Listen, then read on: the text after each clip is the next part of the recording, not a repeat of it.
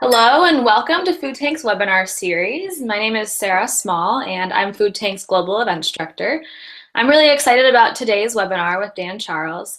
Dan is a food and agriculture correspondent with National Public Radio, or as we all know it better, NPR. Today, his presentation will discuss the opportunities and challenges of telling stories about what happens to food before it ever gets to your supermarket or local farmer's market. He'll describe his latest project, which is focused on seasonal foods and the workers who harvest them. This webinar will be recorded and posted on foodtank.com later today. You can also follow along and participate on Twitter using hashtag #FoodTank. And please submit your questions throughout the course of the webinar. We'll have about 10-15 minutes at the end for an awesome Q&A session. You can send your questions to sarah@foodtank.com, send them in your chat box, or also on Twitter. So without further ado, Dan, it's truly an honor to have you here today, and I'm excited to hear your presentation. I will give you the floor now.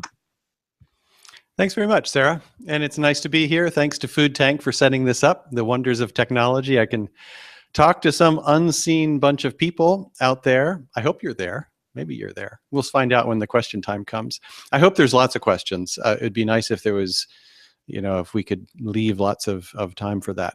So I'll just introduce myself a little bit. I am Dan Charles. I come to this topic through a bit of a circuitous route. I did grow up on a farm. I grew up on a dairy farm in Pennsylvania, but that's not the kind of thing that I was at first interested in doing when I got into journalism.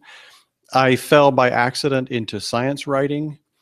And then in the course of, that beat, when I was working for a magazine called New Scientist here in Washington, D.C., I kind of gravitated toward stories that did involve agriculture, farming, food. I remember in the 1990s, well, actually the 1980s, doing stories about some of the early experiments with genetic engineering of seeds, for instance, and questions about patent protection of seeds, also stories about environmental impact of agriculture. And those were very interesting to me.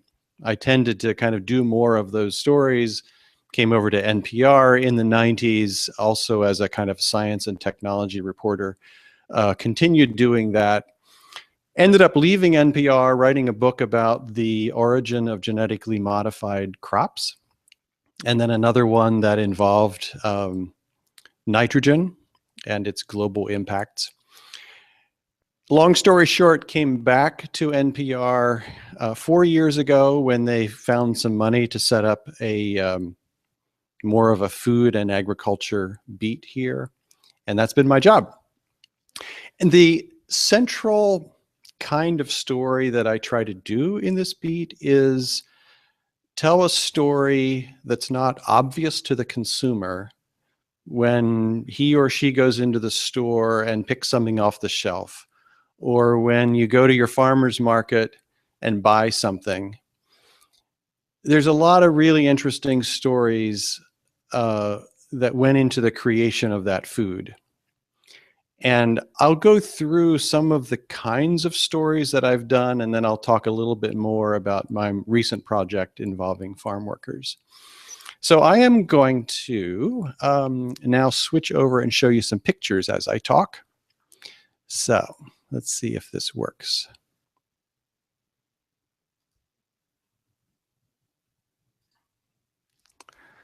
I believe it is working. That looks so great, that's just the title. So this is the scene you may be familiar with. You go to the farmer's market, you pick up some fruit. I believe in this case it's a bag of apples. This is Sydney Kuhn at a farmer's market here in Washington, D.C., selling some apples from her orchard up in Pennsylvania. So that's what you get, right? And you got your fresh local food and you're very happy about it. But there's lots of stories behind that scene. This is David Bedford at the University of Minnesota, and he's looking through some old log books from the breeding plots in the apple breeding program at Minnesota. He and a colleague are the people who found, discovered, created, patented the Honeycrisp apple. And we're actually looking at the page in the sort of research book that's describing his first, I think it's his observations when he first tasted the Honeycrisp and decided, hey, this is interesting. This might have a future. So that's a story of the plant breeding that went into, the apple, for instance. Or another example. This is a farm up in Pennsylvania, and we're spreading manure.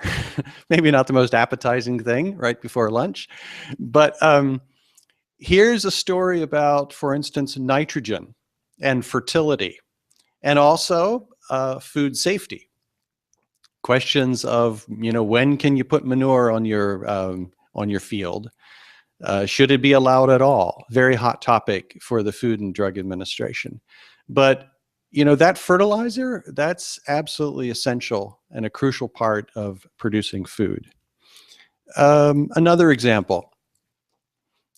I took all these pictures, by the way, from different reporting trips here and there. This is out in western Kansas, and it's nighttime, but these folks are hard at work building a mountain of corn. That is at a feedlot in Hoxie, the town of Hoxie. You can, and this is harvest time, and they're laying up, feed that's gonna, fatten up the cattle. So it's a story about animal feed, but in this particular area, it's also a story about water resources. Around Hoxie, a group of farmers in a 99 square mile area have agreed in a sort of unprecedented way to altogether reduce their pumping of water from the aquifer by, I think it was 20%, because the aquifer's disappearing. So the water is the source of the corn that you see there, which in turn is the source of the meat, the beef that might show up in your supermarket. These are real people and real places associated with, the food that we eat. Onward. This is obviously pigs, young pigs. And the issue that I was exploring in this story is the health of the pigs. And to what extent do farmers like Craig Rolls, I think this is, to what extent do they use antibiotics? To what extent is that necessary? And does that have implications for the development of antibiotic-resistant bacteria? It's a familiar topic, I'm sure, to many of you, listening today. Where do our chickens live? The chickens that lay our eggs. You can see a young man gathering eggs in the background. That's not what you actually want. This is a, cage-free chicken house. The chickens are supposed to lay their eggs in the little nesting areas back there, and the eggs roll down onto a belt, and the belt carries them out for further processing. But some of the hens don't quite obey the rules, and they lay their eggs wherever they want. And then this boy has to go through and gather them. So that's the few straggler eggs that he's picking up. Other issues. This is a beehive, but not just any beehive. This is, as you see, it's a staging area of many, many beehives in about February in the almond groves of California. So a huge percentage of all the honeybees in America go to the almond groves of California in the early spring to pollinate that crop. And there's all kinds of issues, as you can imagine, with the concentration of almond production in California, from water to pollination, bee health, biodiversity, all kinds of things. But it's part of the story. It's the way it's developed. Now, all those people that I just showed you, they were pretty easy to get in touch with. They have websites in many cases. Many times they've been quoted in newspapers before. They have phone numbers you can call. you know, it's not too hard to get in touch with the owners of farms or the operators of big time, you know, sort of pollination services, like the fellow in the almond groves, or academic researchers, plant breeders. They're all easy to get to. But I had an experience a year or so ago when I was doing a story about blueberries, and it was about the history of blueberries, and it had been 100 years since blueberries were actually domesticated as a cultivated crop. And I did my normal thing. I found a blueberry company. They said, sure, come on up. We'll show you our operations. Went around the processing house, and I saw the loads of blueberries coming in on trucks from the field. And I asked about, you know, sort of, so who harvests the blueberries? And he told me that it's kind of a crew that comes through. Blueberries have a very short season, so they're there harvesting. The workers are there harvesting blueberries for a time, and then they move on. And I decided, you know, I just have to do more stories that involve the lives of the people who are doing the work. And these are people who often are not easy to get in touch with. They move around a lot. They don't have websites. It's hard to find their phone numbers. And it seemed, if I was talking to employees, it seemed awkward to me to basically reach the employees through their employer. That didn't seem quite right. So I decided I was just going to take the time that was necessary in order to kind of explore the lives of the workers in many different situations. And the way, you know, in the news business, you kind of have to have an excuse to do a story. So I simply took the seasonality of food as my organizing principle. And I said, I'll do a story every couple of months about a seasonal food, but focus particularly on the people who harvest that food. So I believe it was September when I went up to Adams County, Pennsylvania, and visited with some workers in the apple orchards of Adams County, which is a big apple growing area. This is one fella, you know, kind of a random, I didn't actually interview him, but he liked having me take his picture, so that's why the picture's here. These are the people I did talk to. This is Jose Martinez and Matilda Avendano. They spend about half the year in Florida, and then they move to a few other places, well, 2 other places, I believe, typically. They come to Adams County, have been coming there for 10 years or so. They have 4 children, so I guess this picture just shows 3 of them. Their young daughter there on the left is quite ill, actually, suffering from childhood leukemia. So one big factor for them in where they settle and for how long is the access to medical care. But they both work in the fields or in the apple orchards. And their children are partly in regular school, and the younger ones are in a Head Start program, which has been actually very helpful for me in getting in touch with workers. There's a federally funded program that pays for Head Start programs specifically for the children of migrant workers. And these centers you can find them in areas where there are a lot of migrant agricultural workers, like in Adams County. I took that picture outside the Head Start Center in Pennsylvania. So that was the story with apples.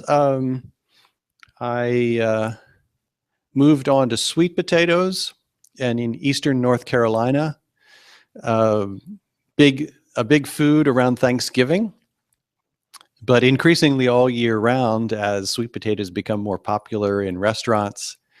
And the sweet potato fries, I'm sure many of those were consumed over Super Bowl weekend. It's an interesting situation in North Carolina because the sweet potato crop turns out to be, for the growers, a good fit with tobacco. Both require a lot of hand labor, And the seasons, it works out so that the workers can move back and forth between the tobacco crop and the sweet potato crop. And so they'll be there. They're there for a pretty long growing season. As migrant agricultural labor goes, it's a long season.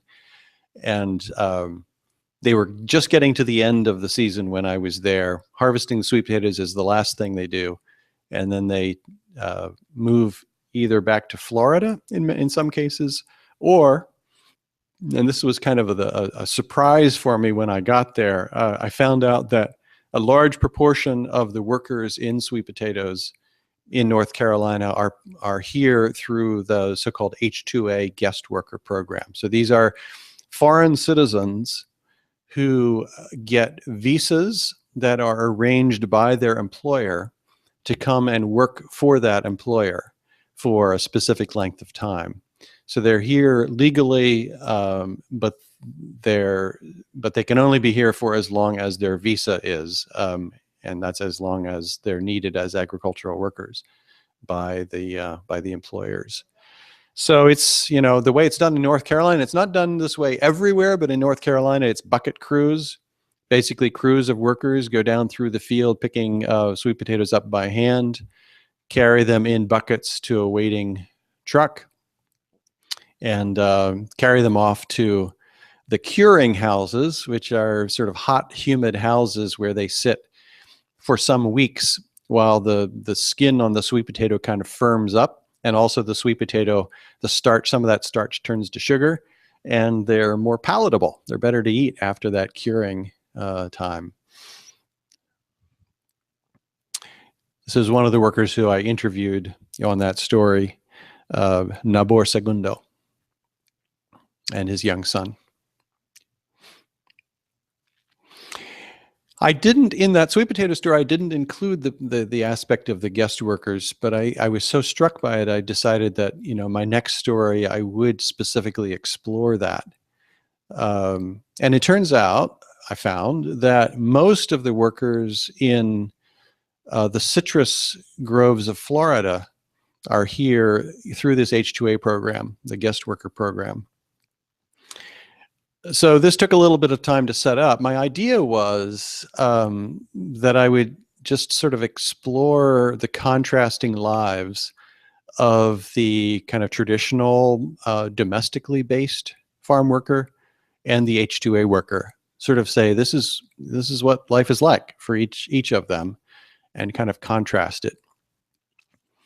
I didn't exactly do that because I got sucked a little bit into the world of policy. I mean, my idea with these stories initially was I was going to do a story about farm workers that was just about the lives of the farm workers. I wasn't going to do stories about immigration policy because, so many stories about farm workers end up being stories about immigration policy. I was thinking I'll do a story about, these people without mentioning whether they're here as legally or not legally. In this story, I kind of couldn't avoid it. So, and the story ended up being mostly about how the guest worker program works, why it has become increasingly popular, and, some what life is like, as a guest worker. But as in the citrus harvest of Florida, apparently, I was told 85% of the workers are now here, through this H-2A program, and that's partly because of the general shortage of agricultural workers, which you hear about really everywhere these days, whether it's California, North Carolina, or Florida. But also because of the problems in the citrus harvest itself, because of citrus greening. The harvest is a little harder to carry out because the yields are down. And so it's become a less attractive job for farm workers. And so if you have a choice, many farm workers avoid it. And that's one of the reasons why the growers have turned to the H-2A program, to supply their workers. And then the way it works, once you start using that program, it's just a lot easier for you to just use that program, which actually gets you in problems with the rules of the program, because you're supposed to offer every job to a domestic worker first. And you're only supposed to bring in an H-2A worker if no residents of the United States apply and want to do that job. That's, from what I could tell, that's a bit of a fiction these days, because people are just set up to use H-2A workers, and that's what they plan for, and that's how they recruit. And yes, they fulfill, kind of the legal requirements of the H-2A program, which is they'll put an ad in the paper saying we're looking for workers. But my impression is they don't really want those workers. And they tell me, and I don't know, I can't judge this because I'm not in the business. They say when they do get people applying for those jobs, they tend not to stick around. I'm just repeating what they say. So this was part of the scene there. This is in kind of a truck stop sort of place on the road that goes south from the town of LaBelle down to the town of Immokalee. And big old, repurposed school buses drive up here every evening, bringing a load of workers from the citrus groves, drop them off. They go in, order from the taco counter here, and then either kind of go on to the place where they're living, or in some cases, they actually live in a little sort of housing block right behind this truck stop. It's a compound of about 30 houses. You see them in back of this worker here. This is Esteban Gonzalez from Veracruz in Mexico. He lives in one of these yellow houses. There are 10 of them, 10 workers in that house, all kind of bunked up in, the room in back. In the front, there's a kitchen, although the kitchen was not in great working order in the house where he's living. So that's where they live. And the school bus, it's not a school bus anymore. The bus comes in the morning, picks them up, takes them to work, stops somewhere for some food, brings them back in the evening. Oh yeah, that's a better view of the housing complex. So that was kind of my citrus story. In this whole project, there have been a few surprises for me. One is the extent to which workers tell me, I like this work. I'm good at it. I like being out in the fields. I like being out in the orchards. There's camaraderie. As long as there's plenty of work, the pay is, in some cases, not that bad. That was true, actually, at least in the apple orchard. They say the pay is bad in Florida because for labor market reasons, I guess. The pay is just much poorer there. But, the stereotypical farm worker story is one of, it's kind of a sad story and one of poverty, and that's true. But when you talk to people, lots of people, there is sadness and there's hardship, but there's also laughter and pleasure in the satisfaction of a job well done, to put it in kind of a cliched way. But it is hard. There's no question about it. Among the hard aspects is if there are children involved, moving from school to school, getting dropped into a new classroom in the middle of the school year. That's not easy. The other interesting thing for me was this issue of finding enough workers is a real one. You run into this everywhere, and there are different strategies for dealing with this worker shortage. One that you could come up with would be, okay, pay more. That's the market solution, right? And then in some commodities, not all, you run into the argument that, well, we're up against competition from Mexico. So we're either going to import workers or import tomatoes. That's the argument you run into. But there are other strategies too, like make the work easier to do, especially for older people, because the workforce is getting older, especially in California.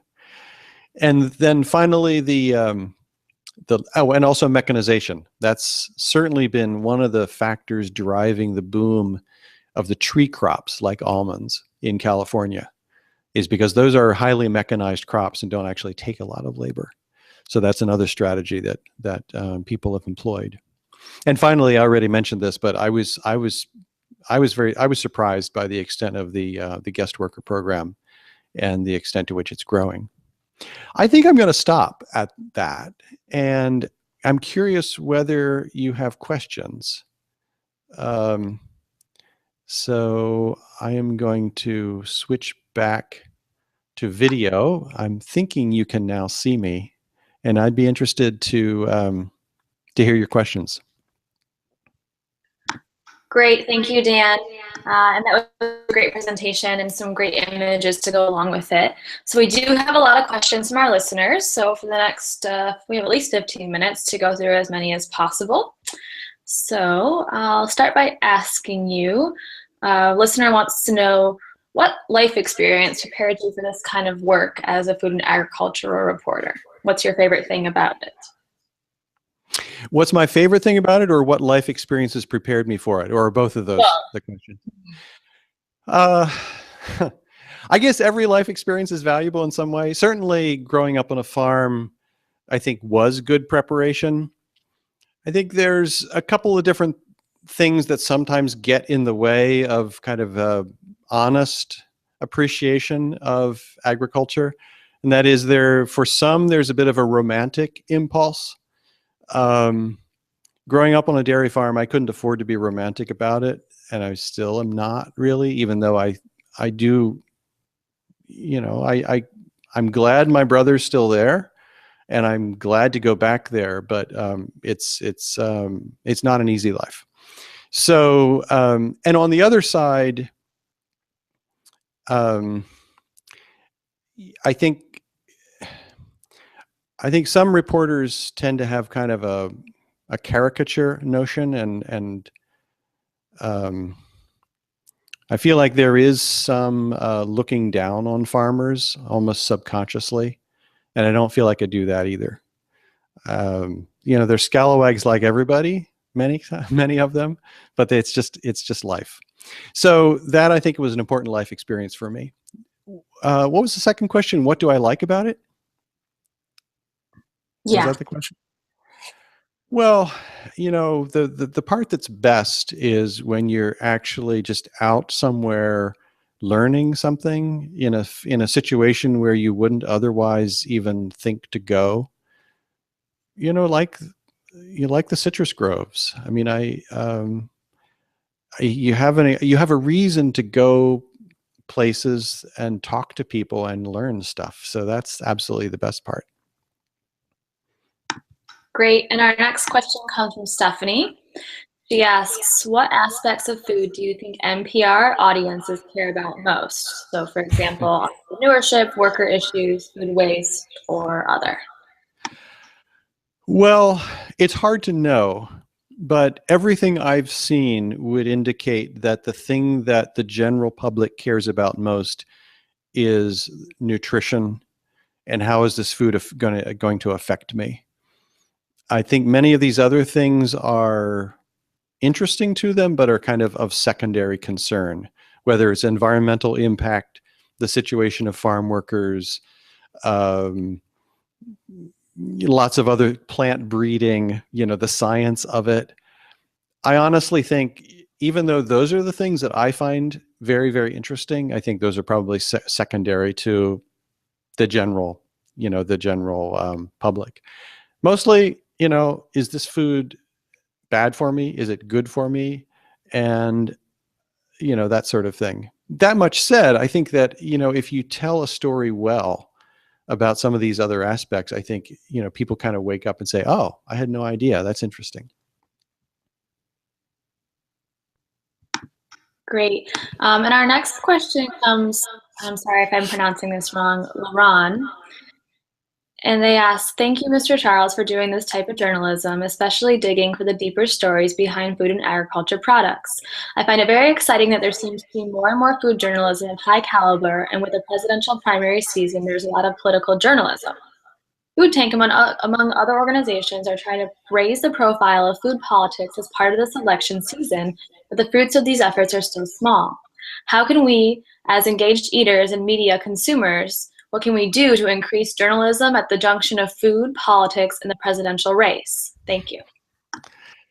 Ooh, that's a tough question. What can you do to increase it? Consume it. Be interested in it. News organizations, to some extent, respond to their listeners if they get the sense that their listeners are really interested in this topic. They will support it.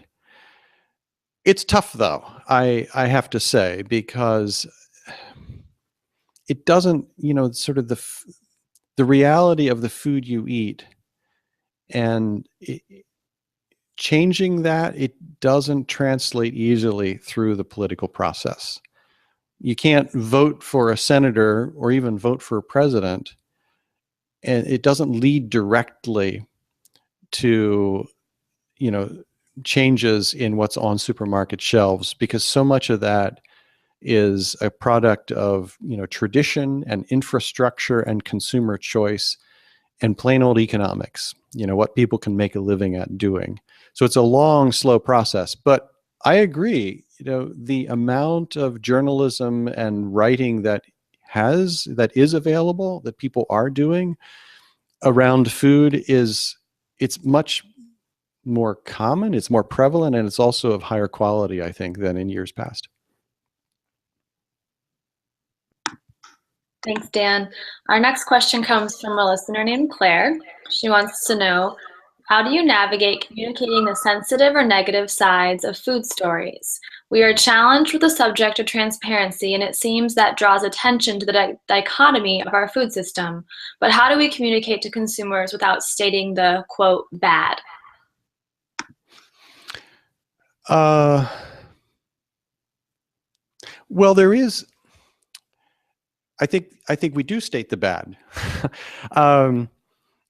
There is a lot of ugliness in the food system, and there's a strain of journalism that focuses on that. Fast Food Nation, for instance. There's also a lot of joy in it. And I try not to get too sucked into either side, because you want to face the world as it is, and you want to highlight, negative and ugly stuff that happens. But at the same time, food is kind of like inherently a wonderful thing, not to mention necessary. It's such an important part of life. So you might as well celebrate it too. So I try to keep both sides in balance. That's a great answer, Dan. And the next, I'm going to ask two questions from listeners here that both deal with kind of the impact of the work you do. So the first comes from Mike, and he says, "Hi, Dan. I'm really glad your reporting is increasing awareness of the human side of food sustainability. Are you seeing consumers behaving differently with this awareness and knowledge?" And then the other question is from Jill, and she says, "Do you think stories like yours and films such as Food Chains can create difference in food policy, immigration laws, consumer awareness, etc.?" To both, I would say yes, but within limits. It's one of those things where people pay attention, right? I mean, some people pay attention, but it might be a minority, but it's still worth doing. So, to what extent do consumers pay attention to, for instance, environmental impact?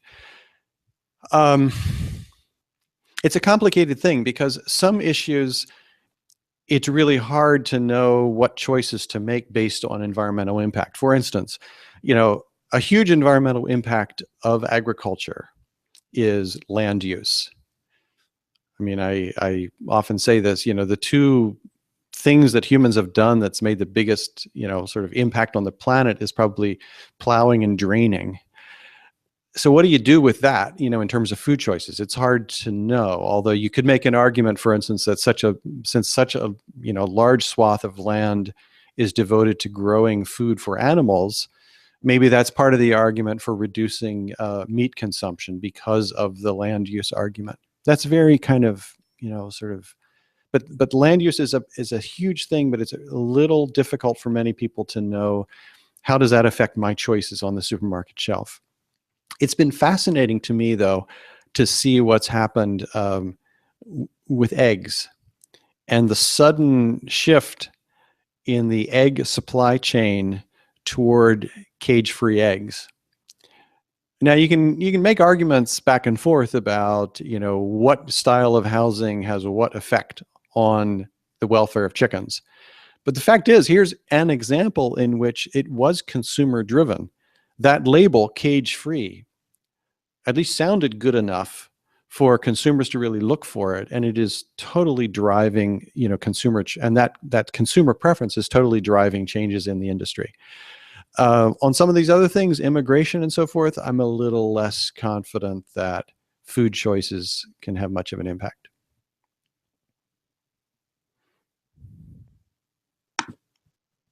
Thanks, Dan. The next question comes from Eileen, and it's a fun one, in my opinion. So she asks, how does your job affect how you personally eat?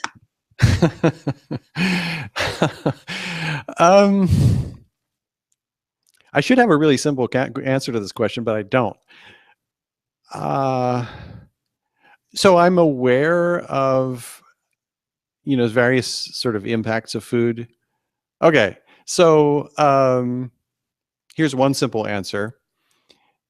I know the guy. At my farmer's market, I visited his farm, so it makes me feel good, to go buy food from him. And I visited his farm mainly for work reasons because, I went out there and interviewed him about actually manure. So that's a simple answer. Otherwise, I have to say I am not a super sort of conscientious, eater when it comes to sort of trying to figure out the exact ethical thing to eat when I buy food. I don't know if I should admit this, but I tend to kind of just buy a bunch of stuff. I know a little bit more about where it comes from, and sometimes that's good, and sometimes that's bad. And I avoid, I mean, I do look at ingredients. I tend to avoid if I see something has a lot of palm oil in it, for instance, because I know the environmental impact of that. I might avoid it. It's all over the map, actually. It's a really mixed bag. Sorry, that's not a very good answer. That's okay, Dan. I think our Food Tank readers will have a lot of tips for you, though. I'm sure they do. I'm going to wave my arm and see if I can get the light to turn on in this room again. But, no problem. Okay.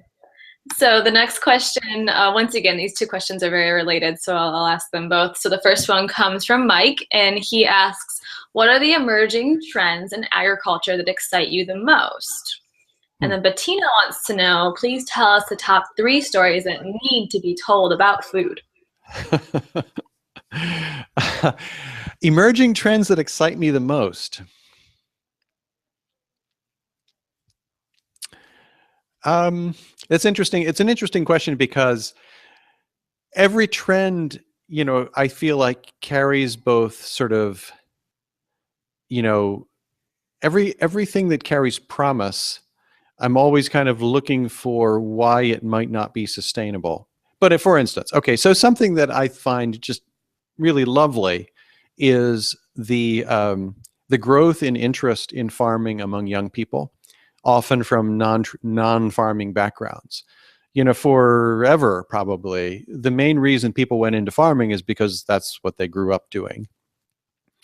now, at this moment in the US, we have a generation of people, where it's pretty common for young folks to be at least interested in farming and actually get into it, even though they didn't grow up doing it. And I think they bring a whole different spirit to it.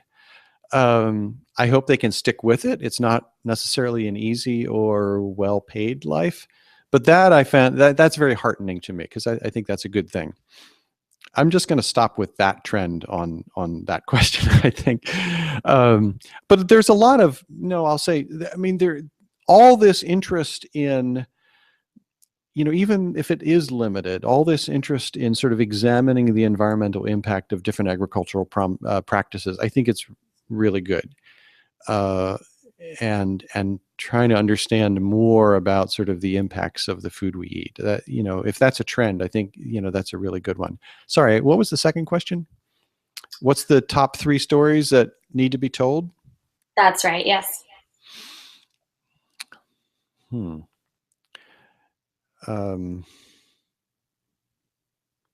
have to think about that a little more.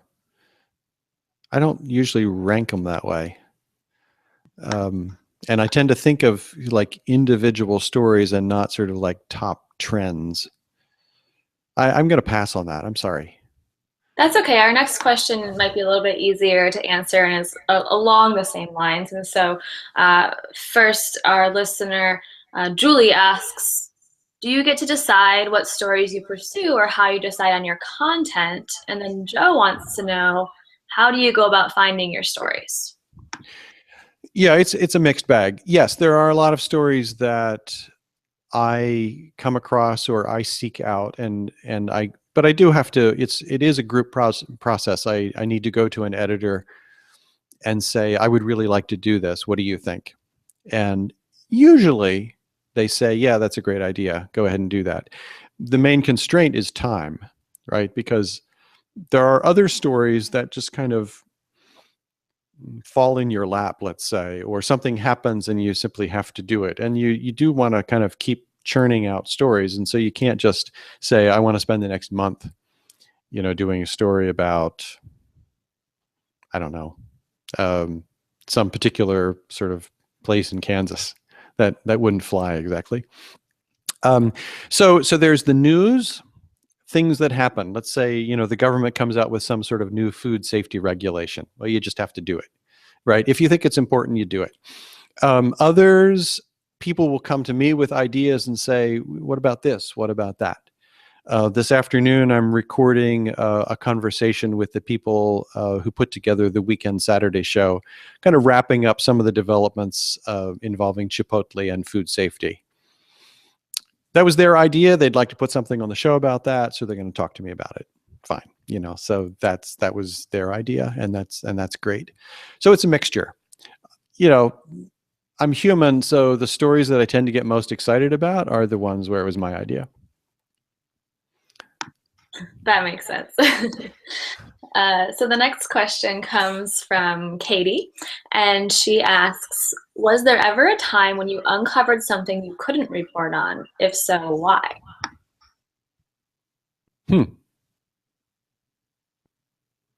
I can't think of any. I can't think of any examples like that. No. That's okay. So the next question, once again, is around the same lines. This listener wants to know, what are some examples of major pushback you've received on the stories you have written, if any? Well, pushback takes different forms. There's the pushback that comes in the form of listener comments at the bottom of the web store, the stories that I do that in their version on the web. And unfortunately, those comments, they can be anonymous, and so those discussions very predictably descend into just mudslinging matches over politics. If you do a story that involves GMOs, you'll get feedback from listeners. Our listeners, judging by the feedback I get, tend to be pretty hostile toward GMOs. So sometimes they think that I'm, not skeptical enough or not critical enough of GMOs. So that's a topic that's always, a hot button. I expected and got a little feedback on some of these farm worker stories from people who don't like the number of immigrants who are here in this country. So there's that form of feedback. But generally, the listeners are pretty polite, and generally they want to enlighten me about the error of my ways, as opposed to kind of attack my motives or say I've been bought and paid for by some, special interest. There's another kind of feedback, which is some company thinks that they've been treated unfairly. That doesn't happen that often. It can happen. On the occasions when that has happened in my memory, we've had a frank exchange of views. They've come in and talked to, top editors. Usually, the attitude you need to take as a reporter is, if I got something wrong, tell me where I was wrong, because I want to put everything, what I put on the air, I want it to be as accurate as possible. And usually we've come to the conclusion that whatever I put on the air was in fact accurate. But, that's the kind of, you do get pushback from every possible corner. Thanks, Dan. And so, you showed a lot of images of your field work on this most recent story on the seasonal food and the workers behind it. The question reads, how do you build the rapport with the people in your stories in order to build trust and get the truth? Well, the first step, and sometimes this works, but I think not always, is to try to convince them that you honestly are interested in what they have to say. Because often the suspicion is what story you're going to tell already, and you are just there to kind of use them, essentially, use them as a prop in the story that you want to tell. And I don't ever want to do that. So I think all I know how to do is to be as honest as possible. And that includes, so when I go to talk to the citrus grower in Florida, I tell him up front, I'm interested in exploring this H-2A guest worker program. And I want to know what some of the reasons are that you use it. And I am obligated to, I think everybody ultimately in the story should recognize themselves. They shouldn't feel like they were presented in a distorted way. And that's not always easy because the time constraints are such that, you talk to person. I always feel like I have to apologize to the people I talk to, because you talk to them for an hour. They give you an hour of their time. They lay out all kinds of sort of complexity in their story. And then somehow you have to boil that down to, a few minutes on the air. And sometimes their voice may show up for only, 10, 20 seconds. So it's not easy, but all I can say is you do the best you can, and you try not to distort what they had to say. And as far as gaining their trust, I mean, you just have to be as open with them as possible about what you're doing.